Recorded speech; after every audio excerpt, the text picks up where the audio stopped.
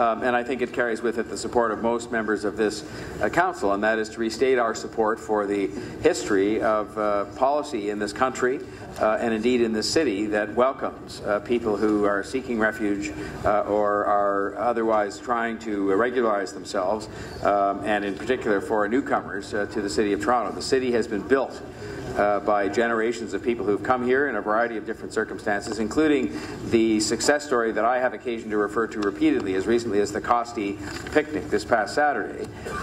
Refugees have come in waves from Vietnam, from Somalia, from all kinds of places, and made huge successes of themselves, and in so doing contributed to the well-being of the country. But having said that, that success story is a fact, and it's a happy fact. I also want to confirm for the members here, Madam Speaker, the scope and the nature of this challenge. And you know, one of the things that's been raised is somehow that we, by messengers sent from Ottawa, that somehow we miscalculated or we got our numbers wrong. We've gone through a very careful and rigorous process, as rigorous as one can in all of the circumstances and pursuant to all the policies, to determine the circumstances of those who are seeking shelter from us at the moment, and our numbers are accurate. I mean, if somebody wanted to say plus or minus, you know, 1 or 2%, the numbers are accurate, and they indicate a problem, the scale of which is very significant at this moment in time, and that is the reason why we have been discussing it in more public terms in recent times, including here at this Council.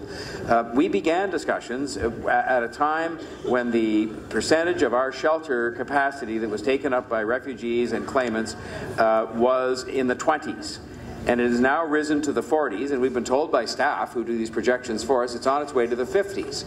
And that is during a time when we have expanded the shelter capacity by thousands of units. And we do have, admittedly, a problem with the supply of affordable housing, and a problem in particular, I would say, with the supply of supportive housing, both of which must rely and do rely on support from the other governments to make a meaningful dent in those particular shortages. But having said all that, we have substantially increased the shelter capacity, and as fast as we've increased the capacity, it has been taken up by what I think most people agree has been an unusual, out of the normal cycle wave of people who have been coming to Toronto, into Canada and to Toronto as either refugees or asylum claimants. So what have we been asking for, Madam Speaker? And this report really just reiterates that request. One, a real partnership in terms of transition and triage as people enter the province of Ontario. And again, we've seen a bit of the kind of ping-pong that goes on when we have other governments involved, other governments plural, in that nobody will sort of step up and say, well, we're just going to do it, it's going to be open by this day, and we're going to start to triage people and make them aware of opportunities that in fact we know exist in other parts of the province so that not everybody comes to Ontario.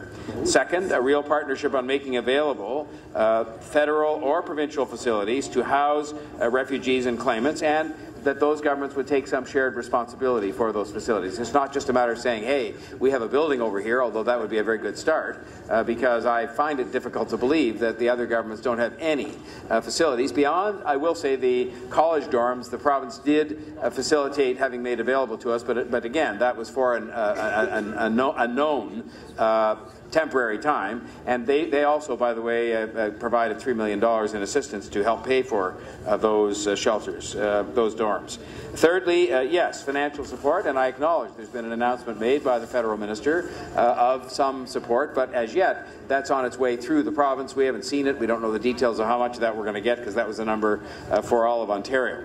And fourthly, speedier processing time.